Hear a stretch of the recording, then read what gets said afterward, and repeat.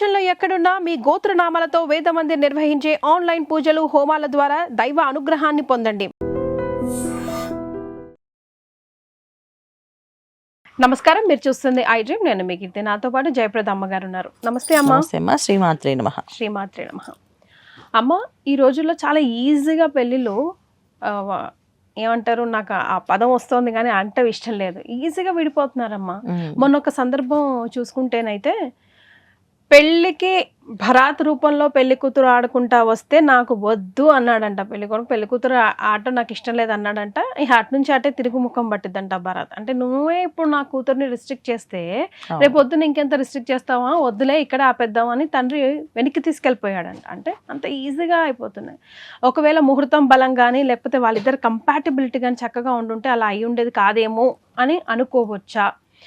ఏ గ్రహం వాళ్ళు ఎలాంటి జాతకస్తులను పెళ్లి చేసుకుంటే ఆ కంపాటిబిలిటీ అంటూ ఉంటుంది? కొన్ని మార్కులు వేస్తూ డివైడ్ చేస్తూ ఉంటారు కదా, అది తెలియజేసే ప్రయత్నం చేద్దామమ్మా. ఎప్పుడైనా జాతకం చూపించుకున్నప్పుడు మైండ్లో పెట్టుకొని వెళ్తే భవిష్యత్తు కదమ్మా పెళ్ళంటే. 100%. సో ఏమంటారు?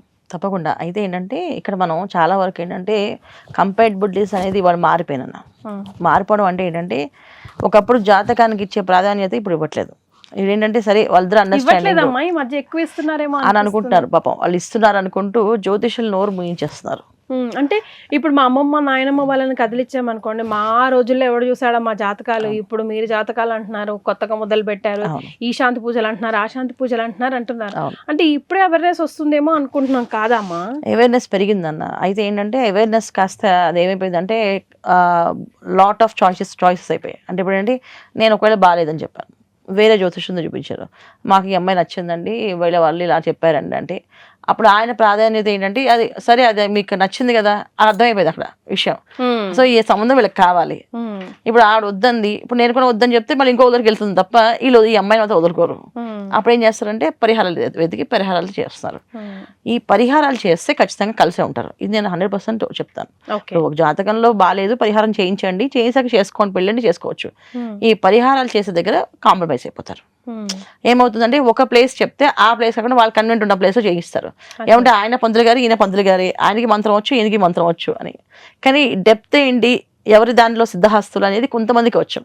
ఇప్పుడు మనం ప్రావీణ్యం కూడా ఉంటది కదమ్మా, ఉంటుంది, ఒక ప్లేస్ కొన వాల్యుబుల్ ఉంటుంది, ఒక్కొక్క క్షేత్రాల్లో ఆ ప్లేస్ లో ఆ ఎనర్జీస్ పనిచేస్తుంటాయి. సో ఇలావి కూడా ఉంటాయి అన్నమాట. ఇది చేయమన్నప్పుడు దాన్ని కాదని ఏదో కొట్టేసి చేస్తుంటారు, దానివల్ల రాంగ్ అయిపోతాయి. పరిహారం పూర్తిగా చేయరు. నేను ఒక జాతకంలో ఒక జ్యోతిషులకి అమ్మాయి నక్షత్రానికి ప్రత్యత్తార పడింది. సో ప్రత్యత్తార పడితే పెద్ద దోషం ఏమి ఉండదు అండి, ఉప్పుని దానం ఇవ్వండి బ్రాహ్మడికి అని చెప్పేసి అన్ని. సో ఉప్పుని దానం ఇవ్వమని చెప్పేసి అని చెప్తే ఉప్పుడు దానం ఇవ్వడానికి వాళ్ళు అప్పటికప్పుడు మండపంలో పంతులు గారికి పెళ్లి చేస్తున్న పంతులు గారికి ఇచ్చారు. ఉప్పుడు దానం ఇమ్మన్నారండి, దానం తీసుకోండి అనేసి. ఆ పంతులు గారికి అది తీసుకొని ఇష్టం లేదు. కానీ పెళ్లి కార్యక్రమము అంత ఆయన మీద ఉంది కనుక అప్పుడు వద్దు అంటే మరి ఈ కార్యక్రమం బాగుండదు కదా అని చెప్పి ఆయన నిర్మోహమాటంగా సరే అమ్మ అలాగే పెట్టండి అని చెప్పేసి. కానీ దీని ఉప్పుని దానం ఇస్తే దానికి ఒక మంత్రం ఉంటుంది. ఆ మంత్రం ఉచ్చారణ చేసి దాన్ని దానం ఇచ్చి దాన్ని దక్షిణ ఇవ్వాలి. వీళ్ళు చెప్పారండి, జ్యోతిషులు చెప్పారు, మీరు మరి మాకు కుదరలేదు, టైం కుదరలేదు, మీరు తీసేసుకోండి అని చెప్పేసి.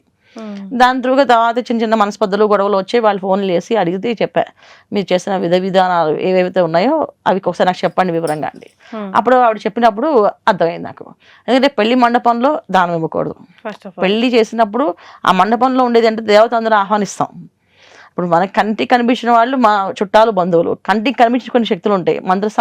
మంత్రస్థానంలో అందరినీ ఆవాహయామి చెప్పి అన్ని పిలుస్తారు అగ్నిసాక్షిగా. ఈ అగ్నిసాక్షిగా ఉన్న దేవతల్లో ఉన్నప్పుడు దానాలు ఇచ్చినప్పుడు అక్కడ దానం చేసే ప్లేస్ కాదు అది. అక్కడ జరగాల్సిన ఒకే ఒక దానం కన్యాదానం. అది తప్ప ఇంకేం ఉండకూడదు. ఈ కన్యాదానం చేసినప్పుడు చాలా జాగ్రత్తగా చేస్తాం. ఆ ప్లేస్లో పందులు గారిని ఇబ్బంది పెట్టి చేసాం అనుకోండి, అక్కడ పందులు గారు ఇబ్బంది పడ్డారు అనుకోండి, మానసికంగా బాధపట్టినట్టే. ఆ మానసికమైన బాధ దోషంగా మారుతుంది. ఇవి తెలియదు చాలా మందికి. ఏంటంటే పర్టికులర్గా ఏ పనులు ఎక్కడ చేయాలి, ఎలా చేయాలనేది తెలియకపోవడం వల్ల ఈ దోషాలు. పరిహారాలు చేయడం వల్ల ఫలితాలు ఉంటాయి, కానీ ఆ పరిహారం పర్ఫెక్ట్ గా చేసే విధి విధానాలని అసలు కాంప్రమైజ్ కాకుండా చేయాలి. అప్పుడు 100% పనిచేస్తాయి. సో మనం జ్యోతిష్యంలో చూసుకుంటే జాతకాల్లో ముఖ్యంగా కొన్ని జాతకాలకి నప్పవు అని చెప్పినప్పుడు రాసుల వారిగా తీసుకుందాం అమ్మ. ఖచ్చితంగా రాశిలో తీసుకుందాం. ఎందుకంటే వాళ్ళ లగ్నం తెలియదు ఎవరికి, ఇంకా లగ్నం అంటే ఏంటో చాలా మంది తెలియదు. సో మామూలుగా అయితే నేను జాతకం చూస్తే లగ్నం చూస్తాను, లగ్నం నుంచి ఏ లగ్నం వాళ్ళకి బాగుంటుంది అని కూడా చూస్తాం. ఇప్పుడు నేను 50% వీళ్ళకి అర్థమయ్యే విధంగా ఏంటంటే రాశి వైజ్ చెప్తాం. సో రాశి వాళ్ళకి తీసుకుంటే మేషరాశి మొదటిది. సో మేషరాశి వాళ్ళకి ఏ రాశి వాళ్ళు సూట్ అవుతారు, కంపాటబిలిటీ ఇది life time and business time రెండింటి పనిచేస్తాయి. ఇప్పుడు సో జీవిత భాగస్వామిగా మనం ఆర్థికంగా ఎదగాలన్నా సరే ఈ పార్ట్నర్షిప్స్ కాంబినేషన్స్ చూసుకోవాలి. ఇవాళ రోజున పెళ్లి అనేది ఏంటంటే ఇద్దరు వ్యక్తులు కలిసి కంబైన్డ్ బిజినెస్ లాగా అయిపోయింది. అంతేనమ్మా. ఎందుకంటే ఆ అమ్మాయి ఎంత సంపాదిస్తుంది, సంబంధాలు మానసిక అన్ని అదే అది అమ్మాయి ఏం చేస్తుంది, మా అబ్బాయికి సపోర్ట్ గా ఉండాలని చెప్పేసి అమ్మాయికి సపోర్ట్ గా ఉండాలి. వీళ్ళు చాలా మంది ఎందుకు ముందు అసలు ఇటు 7 తరాలు ఏం సంపాదించారు, ఇదివరకు అయితే ఇది 7 తరాలు అటు 7 తరాలు ఎందుకన్నారంటే జాతక దోషాలు ఏమైనా వంశపార్యపర్యంగా క్యారీ ఫార్వర్డ్ అవుతున్నాయా. ఇప్పుడు చూసేది ఏంటంటే జాతకంలో చూసేది అమ్మాయికి వైదివ్యం ఉందో లేదో చూసుకునే వాళ్ళు. కొన్ని దోషాలు ఏమైనా మంగళ్య దోషాలు ఉన్నాయా, గర్భదోషాలు ఉన్నాయా అంటే మనం ఇప్పుడు ఏవైతే శాపాలను మాట్లాడుకుంటామో అవన్నీ దోషాల కింద చెప్పేవాళ్ళం. శాపాల కింద కాదు, దోషాల కింద చెప్పేవాళ్ళు. సో గర్భదోషం ఏమైనా ఉందా ఈ అమ్మాయికి, అదైతే శారీరకమైన దోషాలు ఏమైనా ఉన్నాయంటే కొంచెం అంగవాక్యల్య దోషాలు అంటారట. అంటే పిల్లలు సరిగా పుట్టకపోవడం కానీ, కొంతమంది మాటలు సరిగా రాకపోవడం కానీ ఇవన్నీ జరుగుతాయి. ఈ దోషాలన్నీ చెక్ చేసేవాళ్ళం. ఈ దోషాలు చెక్ చేసి 7 తరాల్లో ఎవరికైనా ఉంటే అది వస్తుంది. అదే అందుకని అది చూసేవాళ్ళు. ఇవాళ రోజున అసలు 7 తరాలు పక్కన పెడితే అసలు అమ్మ నాన్న గురించి ఆలోచించట్లేదు. అబ్బాయి ఏం సంపాదిస్తున్నాడు, అబ్బాయి తగ్గట్టు అమ్మాయి ఏం సంపాదించాలి, మా స్టేటస్ తగ్గట్టు అమ్మాయి ఉందా, అదే చూస్తున్నారు. ఈ చూడడంలోనే చాలా వరకు స్టేటస్ చూసుకుంటే ఫ్యామిలీ కలిసి ఉండదు కదా, ఇది మెయిన్ ఇబ్బంది ఇక్కడ. దాంతో అమ్మాయి కూడా అలాగే కోరుకుంటుంది, స్టేటస్ బాగుండి అబ్బాయిని చేసుకోవాలి తప్ప ఏం లేని వాళ్ళు చేసుకుంటే ఏమొస్తుందని చెప్పేసి అమ్మాయి కూడా అదే అనుకుంటుంది. ఆ అమ్మాయి కోసం అబ్బాయి కూడా కష్టపడుతున్నాడు. ఈ ఇద్దరు కష్టపడే దాంట్లో ఏమైందంటే ఇద్దరు ఒక అండర్స్టాండింగ్ బిజినెస్ పర్సన్స్ అవుతాం తప్ప లైఫ్ పార్ట్నర్స్ అవ్వట్లే వాళ్ళు. సో వాళ్ళ జీవితాన్ని కష్టాలని అర్థం చేసుకునే మనస్తత్వాలు ఎలా ఉన్నాయంటే లాభ నష్టాలతో ముడి వేసుకుంటున్నారు. ఆ లాభ నష్టాలకు ప్రేమ, దాంట్లో ఉండే మాధుర్యము ఇవన్నీ అనుభవించట్లేదు. అసలు ప్రేమ అనేది లేదు, దాని మాధుర్యం తెలియట్లేదు. ఏం సంపాదిస్తే ఎంత ఖర్చు పెడుతున్నాం, పిల్లలకి ఇది ఇంత అని లెక్కేసుకుంటున్నారు. తిన్నామా, సంపాదించామా, తెల్లారిందా, మళ్ళీ అదే సర్కిల్లో పడిపోతున్నాం. నిజమే అమ్మ, మీరు అంటంలో తప్పే లేదు. ఒక బిజినెస్ మెంటాలిటీలో నింపుకొనే అని ప్రేమ, అనురాగ, ఆప్యాయతలు అయితే కనిపించట్లేదు. Okay, back to the point. మేష రాశి వారికి ఏ రాశి వాళ్ళు తీసుకోండి. సో మేషరాశి గుణగణాలు ఫస్ట్ చెప్పుకుందాం. కొన్ని విషయాలు ఏంటంటే మేషరాశి వాళ్ళు ఎలా ఉంటారు, అగ్నితత్వమైన రాశిది. సో కుజురాధిపతి. సో అంటే అగ్రెసివ్ పీపుల్, అగ్రెసివ్గా ఉండే వాళ్ళకి చాలా ఎమోషన్ పీపుల్ అనమాట. అగ్రెసివ్ అంటే ఏంటంటే ఎమోషన్, తనకు కావాల్సినట్టు చేసుకోవాలి, తనకు కావాల్సినట్టు సంపాదించుకోవాలి, నా లైఫ్ స్టైల్ ఎలా ఉండాలి, నా ఫ్యామిలీ ఎలా ఉండాలి అనే తత్వంతో ఉంటారు. డామినేషన్ అనేది 100% ఉంటుంది. ఏదైతే అగ్రెసివ్ ఎక్కడైతే ఉందో, ఎమోషన్ ఎక్కడైతే ఉంటుందో అక్కడ డామినేషన్ ఉంటుందన్న. అంటే ఈ రోజుల్లో దాన్ని డామినేషన్ అంటాం. అంటే మా రోజుల్లో దాన్ని క్రమశిక్షణ, బాధ్యత అనేవాళ్ళం. ఈ రోజుల్లో దాన్ని డామినేషన్ కింద తీసేసుకుంటారు. అంటే అహంకారం, గర్వము ఇవి చెప్తున్నారు పేర్లు. ఎందుకంటే సెల్ఫిష్ మెంటాలిటీ తప్పేం లేదు. తన ఫ్యామిలీ బాగుండాలి, తనకు ఫ్యామిలీలో ఏ విధంగా ఎటువంటి నష్టం రాకుండా చూసుకోవాలనే తత్వంలో వీళ్ళు టూ మచ్గా కొంచెం మాట్లాడతారు. నేను నా కుటుంబం సో నాకు కావాల్సింది టైమింగ్స్, టైం టేబుల్స్, కొంచెం క్రమశిక్షణ, ఇది ఏమంటుందని మిలిటరీ వాళ్ళ రూల్స్ లాగా వీళ్ళు అన్నీ ఉంటాయన్నమాట. సో ఇంత ఎమోషన్ క్యారీ చేయాలి, అంతకన్నా ఎక్కువ ఎమోషన్ క్యారీ చేయాలి నేను అని అంట. చాలా మంది చూడండి, నేను ఇప్పుడే మా చెల్లెలు పెళ్లి చేశాను, దానికి ఇంత అమౌంట్ పట్టింది, అమ్మ ఇంకొక ఏం పెట్టి చెప్పకు ప్లీజ్ దయచేసి, నాకు నా వైఫ్ నా పిల్లలు ఉన్నారు వాళ్ళని ఇంక చూసుకోవాలని చెప్పి గట్టిగా స్ట్రాంగ్గా చెప్తుంటారు పిల్లలు. ఈ చెప్పేది ఏంటంటే ఆ ఎమోషన్ వాళ్ళు అంతకన్నా ఎక్కువ క్యారీ చేయలేరు అనమాట. అలాంటి పర్సన్స్ కి ఎలాంటి అమ్మాయిని ఇవ్వాలి, ఎలాంటి అబ్బాయిని ఇవ్వాలి అనేది మనం చూసుకోవాలి ఖచ్చితంగా. సో వాళ్ళ ఎమోషన్ ని బ్యాలెన్స్ చేయగల అమ్మాయి కానీ అబ్బాయి కానీ ఉండాలి. ఇప్పుడు టూ మచ్ సెల్ఫిష్ గా మాట్లాడేశారు, తల్లిదండ్రుల దగ్గర అలా మాట్లాడకూడదు అని చెప్పి బ్యాలెన్స్ చెప్పగల క్యాపబిలిటీస్ ఎవరికి ఉంటాయి? ఎదుటివాడికి చాలా పేషెన్స్ ఉండాలి, అది అబ్బాయినా. సో అలా ఉండే రాసి మనం చూసుకోవాలి ఎప్పుడు కూడా. అలా ఉండడం వల్ల ఏమవుతుందంటే వాడు అంత ఎమోషన్ ఉన్నా అంత మేనేజ్ చేసే క్యాపబిలిటీస్ వెళ్ళకున్నప్పుడు అది ఒక ఉన్నతమైన కుటుంబం అవుతుంది. 100% మేడ్ ఫర్ ఈచ్ అదర్ అవుతారు వాళ్ళు.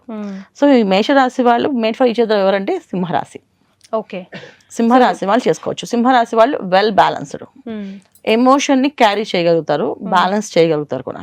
సో వాళ్ళు ఏదైనా ప్రాబ్లం ఉంటే అవతల అబ్బాయి చాలా స్పీడ్గా మాట్లాడి గట్టిగా మాట్లాడినా ఈ అమ్మాయి అనుకోండి వెంటనే అదే మా వారికి కోపం కొంచెం ఎక్కువే, కొంచెం దురుగ్గా మాట్లాడతారు, కానీ పట్టించుకోకండి, ఏమనుకోకండి, ఆయన చాలా ప్రేమ ఉంటుంది, కాకపోతే ఆయనకు ఉండే టెన్షన్లో అలా మాట్లాడారు అని చెప్పి చుట్టాలని బంధువుల్ని అందరినీ కూడా తిను మాట్లాడి మేనేజ్ చేయగలుగుతుంది. ఆ తర్వాత అతనికి కూడా అలా మీరు మాట్లాడడం వల్ల వాళ్ళు బాధపడతారు కదండి, మీ అత్తయ్య మావయ్య వాళ్ళు, మీ పిన్ని బాబాయిలు, వాళ్ళు ఎవరు బయట వాళ్ళు కాదు కదా, మన వాళ్ళే కదా, ఫోన్లేండి వాళ్ళు అడిగింది ఏదో కొంచెం మనం చేసి పెడదాం, ఇద్దాం, ఏమవుతుంది అని చెప్పగానే వాళ్ళు ఆలోచిస్తారు.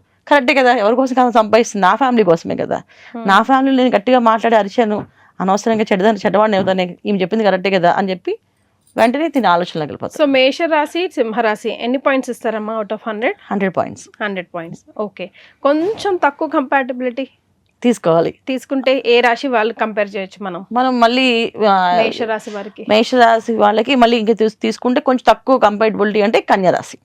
ఓకే, కన్యారాశి వాళ్ళు తీసుకోవచ్చు. వీళ్ళు ఏంటంటే కాస్త ఒక 60 మార్క్స్ ఇవ్వచ్చు, ఎందుకంటే వీళ్ళకి ఉన్న అగ్రెసివ్కి వీళ్ళు కొంచెం దాన్ని వీళ్ళు నచ్చినట్టుగా వాళ్ళు దాన్ని క్యారీ చేసుకోగలుగుతారు.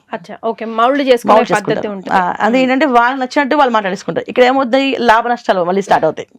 సో ఓకే, మా ఫ్యామిలీ అయితే నేను చెప్పాలి దీనికి, వాళ్ళ ఫ్యామిలీ అంటే ఆ మాత్రం వాళ్ళు ఇదేంటి వాళ్ళ అబ్బాయి గురించి నేను చెప్పేది ఏముంది ఇక్కడ, మీ అబ్బాయి గురించి మీకు తెలుసు కదా అత్తయ్య గారు, ఎలా మాట్లాడతారు, దానికి నేనేం చేస్తాను అని తప్పించేసుకుంటారు. అలాగే అబ్బాయిలు అనుకోండి, మీ అమ్మాయి గురించి మీకు తెలిసిందే కదా, తన కోపం వస్తే ఎలా మాట్లాడుతుంది, మిమ్మల్ని మాట్లాడుతుంటే నన్ను ఇంకేం మాట్లాడుతుంది, ఆలోచించుకోండి అని చెప్పేసి. అదే వాళ్ళ వైపు వచ్చినప్పటికి కొంచెం మారిపోతుంది. సో అందుకని 80% కన్యారాశి వాళ్ళకి. ఓకే, మామూలుగా మన పెద్దవాళ్ళు జాతకాల్లో ఎవరికైనా సరే రాశి నుంచి రాశి చూసుకోమని చెప్తారు. ఏ రాశి నుంచి ఆ రాశి చూసుకోండి, తులారాశి చేసుకుంటే చాలా బాగుంటుందని చెప్తాను. దీనికి 50 మార్క్స్ ఇస్తాను. 50 50 మార్కులే. So half of the half అంటే 50% వాళ్ళు ఒక్కోసారి అరుస్తారు, 50% వీళ్ళు ఒకసారి అరుస్తారు.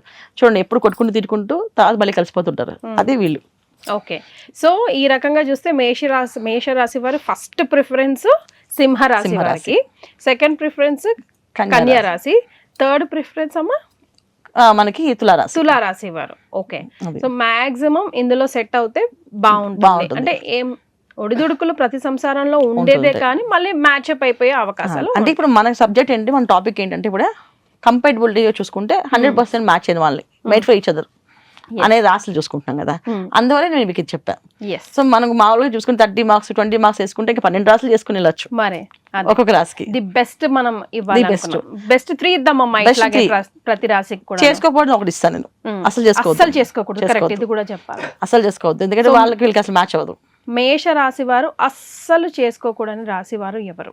మీనరాశి, వృషభ రాశి, ఈ 2 రాశులు చేసుకోవద్దు. మీన వృషభ రాశి వారికి అస్సలు పెళ్లికి సంబంధించి కానీ బిజినెస్ పార్ట్నర్షిప్ లో కానీ అస్సలు పొందడం కుదరదు. Big no. వీళ్ళిద్దరిని తప్ప మిగతా అందరినీ చేసుకోవచ్చు. ఓకే, మిగతా అందరినీ కొన్ని కంపాటబుల్ చెక్ చేసుకొని ఒక 30 to 40 మార్క్స్ వేసుకొని చేసుకోవచ్చు. ద బెస్ట్ అయితే సింహరాశి, దొరికేలా అదృష్టవంతులే. మీకు ఆల్రెడీ సింహరాశి వాళ్ళు ఎవరైనా చేసుకుని ఉంటే వీళ్ళు చూసుకోండి. మేము నిజంగా ఎన్ని పాయింట్స్ మా ఇద్దరు రోజుకి అండర్స్టాండింగ్. చాలా మంది అంటారు, మా ఆవిడ ఏమందండి, నేను మా ఆయనకునే ఏమన్నారు, ఇద్దరు జస్ట్ అలా వెళ్ళిపోతాం, మాకేం అలా గొడవలు ఉండవు అంటారు. అవి ఖచ్చితంగా ఇలాంటి రాశులే ఉంటాయి, ఈ కాంబినేషన్స్ లో ఉంటాయి. అందువల్ల వాళ్ళు బెస్ట్ ఉంటారు అనమాట, best of the best couple అవుతారు వాళ్ళు. సో ఈ వీడియో చూస్తున్న వారు ఎవరైనా కపుల్స్ ఉన్నారా అట్లా మేషరాశి విత్ సింహరాశి, ఎవరైనా బాయ్స్ అయినా గర్ల్స్ అయినా ఉంటే డెఫినెట్ గా కింద కమెంట్ చేయండి. అది బాగా ఎన్ని పాయింట్స్ పాజిటివ్ మీకు అనేసి. అదే, థ్యాంక్ యూ అమ్మా. నమస్తే అమ్మా. And for more videos, please subscribe to iDream. Please subscribe to iDream. Please subscribe iDream. And please subscribe to iDream. For more videos, subscribe to iDream. please like, share and subscribe to the channel. Congratulations, iDream. Subscribe to iDream. Subscribe to iDream. So subscribe to iDream Media. iDream team andarki huge congratulations. Please subscribe iDream Media. Please subscribe to iDream. Subscribe iDream. Please subscribe to iDream. iDream అంటే నా కళల ఛానల్ను subscribe చేసుకున్న నోరు తిరుగుతలేదు, మీరైతే గంట గుర్తు కొట్టండి. For more such videos, please subscribe to iDream. Subscribe to iDream. Please subscribe to iDream. Please subscribe iDream Media. Please do subscribe to iDream. Please subscribe to iDream Media. For best entertainment and information, please subscribe iDream. And don't forget to subscribe to iDream.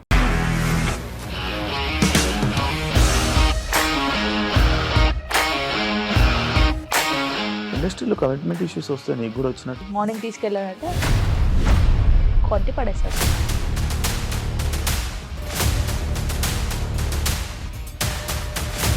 ఒక్కళ్ళు కూడా చూడలేదు ఈ cinema అని చెప్పడానికి కూడా చాలా ధైర్యం కావాలి. అది నిజం కదా, దాంట్లో ధైర్యం ఏంటి ఇది? నెక్స్ట్ డే ప్లేట్ మార్చేస్తే తప్పు కదా. As of now we are comfortable this అని నేను అనుకుంటున్నాను. రష్మిక గారిది మీది ఒకే ఊరంట కదా. నీకు కోపం వచ్చిందంటే బాగా తిట్టేత్తరా? తిట్టేద్దామండి. నిజంగా గేమ్ ని ఎలా చేంజ్ చేయగలిగారు? ఏపీఎస్ఎఫ్సి వాళ్ళకి 6 నెలల్లో నేను 6 లక్షలు కట్టా. బిజినెస్ చేయాలనుకుంటే it is as difficult as riding a tiger.